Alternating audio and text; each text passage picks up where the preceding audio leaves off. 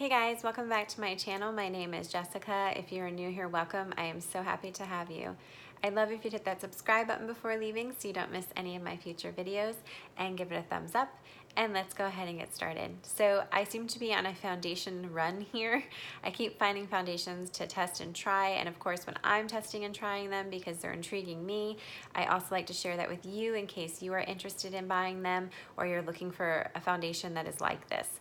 So today's foundation, I'm so excited to try because I wanted to try the CYO Life Proof Foundation. I heard so many raving reviews about it and how beautiful it was and how cheap it was and just wonderful. Then I was super bummed because Walgreens never carried it in my shade. And then finally they did, but then I decided not to order it because I was just told that come this fall, they are going to be no longer. So CYO, as far as I have heard, will not longer be a company that will be available for purchase. So I was like, well, what's the point of buying the foundation to do a review on it if it's not going to be available? So this foundation, I was told, is an exact dupe for the CYO Life Proof Foundation. So if you love CYO, if you've tried it, I'd love for you to watch this video and comment below if you think it wears the same as this one. But I'm gonna go ahead and try this one. This one is by Soap and Glory and it's called Kick Fill in the Blank. It is supposed to be a 24-hour wear and it says sweat proof. It is also, the shades are numbered just like the CYO shades. So this is number 01. I think so. It matches like 101 for CYO, and it is their lightest shade, I believe. So we're gonna go ahead and try it out. I ordered mine from Target. I'm kind of bummed. I just got this in the mail, and obviously Target, it's been used. That's kind of a bummer. But we're gonna go ahead. It's not like they can put product back in here, so I'm gonna go ahead and try it. Let's go ahead and do a swatch first. So it's just a pump. It's very creamy. It's not really runny. That looks like a really good shade match for me. Okay, so that's what 01 looks like. I don't know why I just wiped that off when I'm gonna use it to put on my face. All right, so I'm gonna do some more pumps.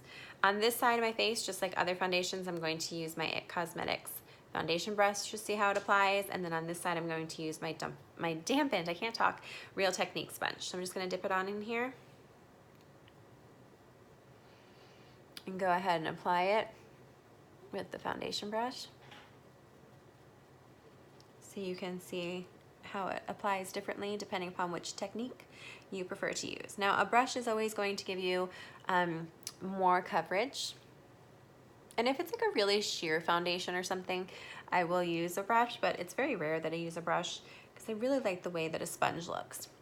Or I like the combination of doing a brush and then a sponge. This is a really good shade match for me. It's a little bit light right now just because I do have a little bit of a color from being outside. But this is actually really, really good.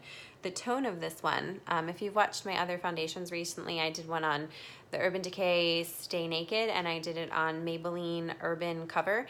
Those had a very yellowish undertone. This one is not like that, so I'm very pleasantly surprised to find one that does not lean towards yellow.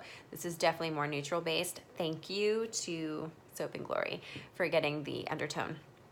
Okay, so this foundation applied super easy. It appears to be pore blurring. I really can't talk today. Pore blurring. It seems to give a good medium coverage, medium to full, but I can still kind of see a little bit through. Tell me what you think below, but it looks more medium to me, just because I can see just a little bit, but it covers really nice. It does not look really makeup-y or anything like that. Let's go ahead and I'm going to use, I put 2 pumps. So I used one for the brush. I'm gonna use a sponge for the rest of it on my hand and see how much I need.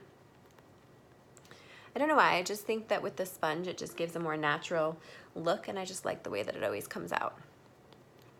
I did already do my eyes and my brows. So if you're curious what I'm wearing, I will also link that down below for you. But I'm really liking the undertone of this one. It's definitely, they did a good job of getting that neutral undertone where it's not too yellow and it's not too pink.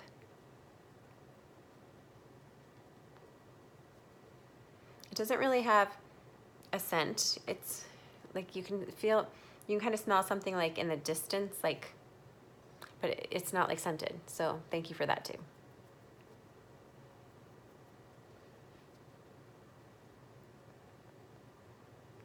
Okay, here's it with the sponge. I'd love to know what you guys think. I don't actually think that the sides look that much different. And the weird thing is, I actually feel like, you're gonna have to tell me down below what you think. I feel like you can see like the pink in my cheeks a little bit through the brush side, but I don't see it on the sponge side, which is really odd because usually brushes give more coverage, but I actually feel like this has less coverage. What do you think down below? Like this side looks more airbrushed. I don't really see any discoloration or redness. And then this side, I feel like you can kind of see my skin a little bit more and some of the redness. That's so weird. So I definitely say, in my opinion, the sponge gives you higher coverage. I've never had that happen with this foundation, the way that it applied on my skin. That's different than what I would ever expect.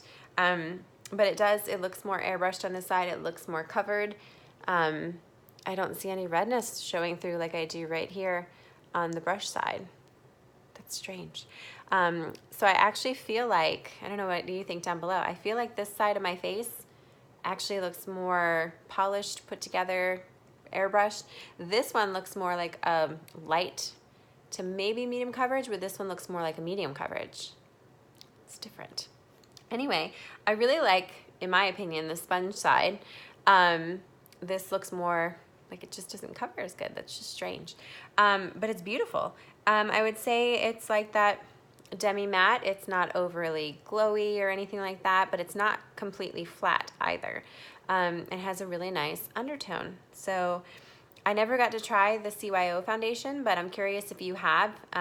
Does it look like the way the CYO wears on your skin? I'm curious too. Does CYO apply differently with a foundation brush versus a sponge, where like this side has less coverage? I've never had that happen before. Okay, let's see how products apply.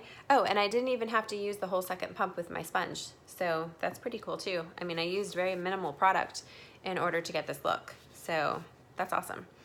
Okay, so I'm gonna go ahead in with my Maybelline Fit Me in Nude. I really like this blush. It has the slightest sheen to it. It's such a pretty color. Okay, I'm just going in with my e.l.f. brush and seeing. It's blending nicely on top. It's not like dragging or anything.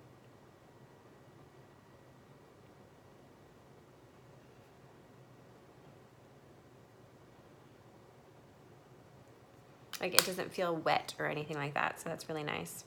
Okay, and then I'm gonna go ahead and finish it off with one of my favorite lip glosses. This shade is Vanilla Cream Pie from NYX Butter Glosses. It's this pretty pink.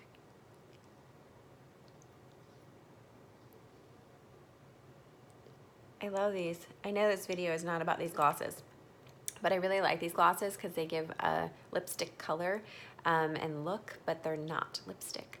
So of course they don't wear as long as lipstick, but I just love, I'm a gloss person, and they're not sticky, and I just love the way that the color pay off with them. So I really like this. This foundation looks very, very pretty. And like I said, I know that CYO is always one that people recommended and loved. So I was super bummed when I heard that they weren't going to be making it anymore, and I had to go and try this one when I heard that it was like an exact dupe for the CYO.